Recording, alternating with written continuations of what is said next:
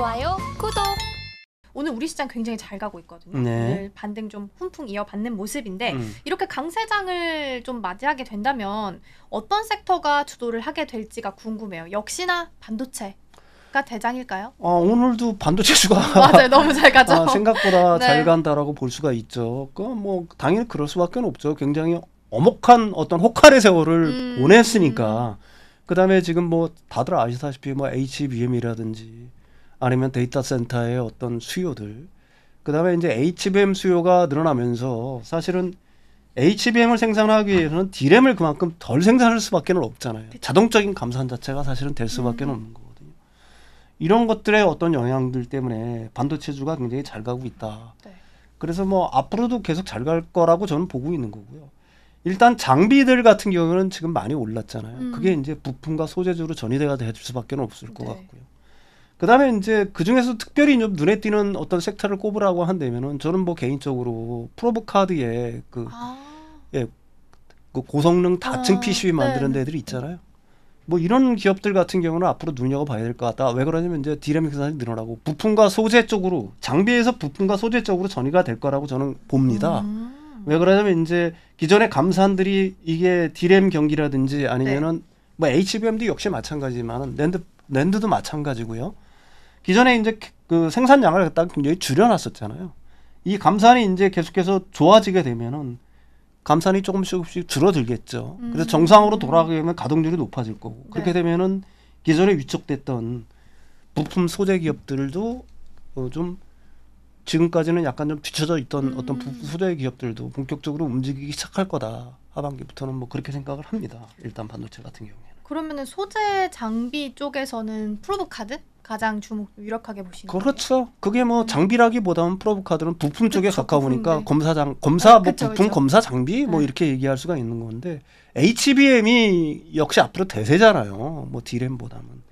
근데 HBM을 검사하기 위해서는 그 필요하죠. 다층 PCB가 필요한 거고 그것도 이제 고성능을 좀 내야 되는 거니까. 그래서 뭐 오늘 같은 장에서 좀 많이 오르는 줄 알고 있는데 아침에 잠깐 봤는데 맞아요. 많이 아침에 오르는 줄 진짜 알고 많이 있는데 예. 그런 것들은 앞으로 계속 뭐 HBM 수요는 계속해서 하반기로 갈수록 늘어날 수밖에 없는 거고 그게 뭐 지금 SK 하이닉스뿐만이 아니라 삼성 같은 경우도 뭐 시작을 한다고 하니까요. 납품 준비를 이제 한다고 하니까 그런 쪽의 수요들은 계속해서 늘어질 거라 뭐 이렇게 보는 게. 그러면 그 SK 하이닉스가 공장 투자한다라는 소식 전하면서 장비 주들이 함께 슉 올라갔잖아요. 그럼 이 다음 타자로 지금 소재나 부품? 그렇죠. 당연히 이제 그게 정상 가동이 시작이 되고 그러니까 지금 감산을 했었잖아요. D램도 마찬가지고 낸드도 마찬가지고 이게 좀 그 반도체 경기가 좀 사이클이 좀 좋아지게 되면은 감산을 줄일 거 아닙니까? 그쵸. 아니면 정상 가동을 하든지 그렇죠. 아니면 캐파를 늘리든지 해야 될 거 아니겠어요? 그렇게 되면 그에 따라서 일단 장비들이 먼저 공급이 됐으니까 그 다음에는 이제 부품과 소재들이 그에 따라서 공급이 되겠죠. 그게 이제 뭐 원래 그 반도체의 어떤 순환 사이클을 그렇게 움직이는 거니까 장비에서 부품 소재로 옮겨가는 거니까.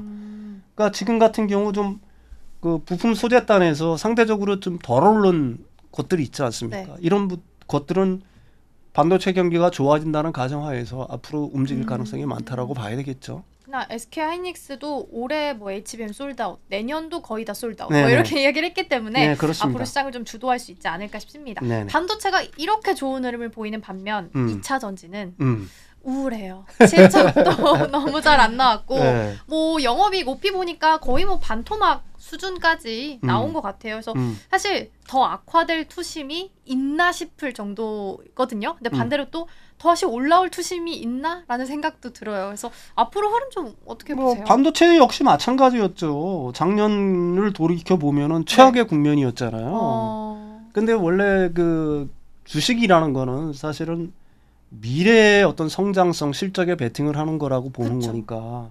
근데 이제 그 배터리 부분 같은 경우도 사실은 작년 4분기가 최악의 어떤 실적을 기록했던 거고 올 2분기에는 약간 좀 나아지지 않았습니까?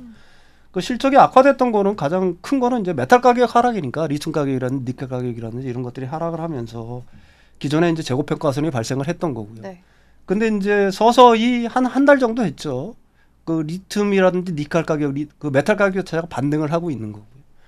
그다음에 양극재 수출만 봐도 명확하게 알 수가 있어요. 수출액 자체는 전분기 대비해서 전분기라든지 전년 동기 대비해서 네. 줄었지만 수출량 자체는 늘었단 말입니다. 2만 톤 자체를 갖다가 회복을 했다는 얘기예요. 네. 그 얘기는 뭐냐면은 메탈 가격이 오르게 되면은 사실은 이런 흐름들은 일시에 반전될 수 있다라고 봐야 되는 거겠죠.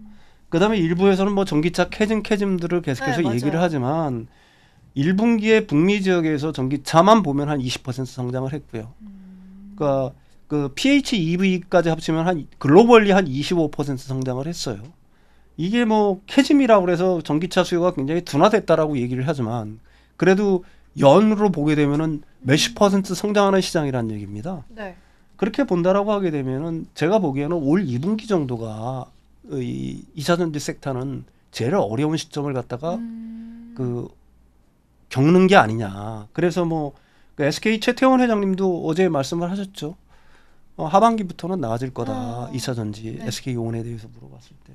저는 그 의견에 동감을 하는 거고요. 그래서 지금 이제 굉장히 많이 조정을 거쳤고 네. 뭐 약세를 보이고 있는 거는 갖다가 분명한 사실이지만은 사실은 이 우리나라 전체의 어떤 수주 규모라든지 네. 앞으로의 어떤 성장성들을 생각을 할 때는 역시 그 올 그 하반기 시장 자체는 그 배터리 못지않게 2차전지 섹터도 주도를 할 거라고 저는 개인적으로 생각을 합니다. 아, 네. 그러면 하반기를 좀 기대해 봐야겠네요. 그렇죠. 올해 하반기. 네, 올 하반기 정도. 그러니까 2분기 정도가 그러니까 지난해 4분기가 최악의 실적이었고 1분기는 그거보다 약간 나아졌지 않습니까? 조금 도와줬죠. 2분기는 1분기보다 조금 더 좋아지겠죠. 그렇지만은 본격적인 실적 회복 턴어라운드는 3분기 정도를 봐야 될 거다. 뭐 저는 그렇게 생각을 합니다. 근데 그 하이브리드 차량이 네. 많이 팔려서 사실 전기차보다도 그래서 전기차랑 내연기관차 사이를 연결을 시켜준다 뭐 이런 이야기도 하긴 하더라고요. 그럼 이 하이브리드 차량은 만약에 전기차가 턴어라운드를 하게 된다면 하이브리드 차량에 대한 수요는 반대로 좀 줄어들게 될까요? PHEV가 비쌀 수밖에 없죠.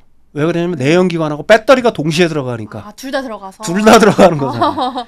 만약에 배터리 가격이 지금 계속해서 낮아지는 추세잖아요. 전기차 네. 가격도 낮아지는 추세고요. 맞아요. 전기차의 불편한 점이 가장 큰 게 뭐가 있어요? 충전 시간이라든지 이런 거잖아요. 그런 부분들만 어느 정도 해결이 된다라고 하게 되면은 PHEV를 누가 살라고 하겠어요? 아, 오히려 더 비싼데. 그렇죠. 비싸고 고장도 많이 날 거 아니겠습니까? 지금 PHEV 갖고 계시는 분들 중에서 PHEV 고장 나면 이거 장난 아니에요. 그래요? 네, PHEV 모르는 사람들 같은 경우에는. 전기차는 상대적으로 고장에서 좀 위험이 적죠. 왜 그러냐면은 PHEV라는 거는 배터리와 그다음에 내연차가 결합을 한 거잖아요. 네. 어느 곳에서 고장이 나더라도 위험 부담이 2배네요. 그다음에 비싸다고 해요. 상대적으로 이게 한번 고장이 나면은 이 고치는데 이게 그러니까 보증 기간이 끝나서 이거 고칠 때 만만치 않다라고 얘기를 합니다. 그다음에 가격 자체가 비싸요. 비싸잖아요, PHEV. 내연기관차보다 비싸잖아요. 그러니까 전기차 가격이 내려가는 추세가 되는 거고요. 네. 그다음에 이제 전기차에서 어떤 대중성 있는 전기차들이 나오고 점점점 몰륨 시장에서 이제 많은 전기차들이 쏟아나오고 북미 시장에서 막 쏟아나오고 있잖아요. 그게 이제 일반인들이 충분히 접근할 수 있고 그다음에 현재 가장 큰 불편이라고 한다면 결국 충전 시간인데 그 부분 문제가 어느 정도 해결이 된다라고 하게 되면은 뭐 글쎄요. 앞으로 PHEV를 살까? 뭐 저는 개인적으로 그렇게 생각을 합니다. 그러네요. 예. 어쨌든 사실 친환경 트렌드이기 때문에 전기차로 가는 방향성은 맞지 않나라는 생각도 저도 동의를 하긴 합니다. 최근 또 잘 가고 있는 섹터 중에 하나가 전선 관련주가 있어요. 사실 금요일장에서는 좀 조정을 보이는 것 같아서 오늘장에서 흐름 어떨까 궁금해서 봤더니 오늘 개장할 때 굉장히 강했습니다. 뒤에 전선 붙은 종목들 보통 4% 6% 정도의 흐름을 좀 보인 경향이 좀 있었는데 전선 관련주에 대한 흐름은 좀 어떻게 보세요? 전력 전선주겠죠? 전력 전선주라고 표현하는 게 맞겠죠. 네. 이게 왜 이렇게 잘 갈까라는 거를 갖다가 뭐 여러분들 잘 알고 계실 거예요. AI가 되면 데이터 센터에 엄청난 그 전력이 필요하고요. 그렇죠. 그다음에 재생에너지 때문에 전력망을 새로 깔아야 되잖아요. 그다음에 그 미국 같은 경우에는 노후 전력망이잖아요. 전력망 자체가 이미 노후가 됐어요. 이게 보통 30년 중인데 그게 이미 이제 전력망을 완전히 갈아엎어야 되는 이런 시점이 된 거기 때문에 네. 사실 이쪽에 대한 어떤 수요들이 엄청나게 늘어나고 있는 겁니다. 그러니까 블룸버그가 그 얼마 전에 발표를 했죠. 20년에 2,350억 달러 시장이었어요, 이게.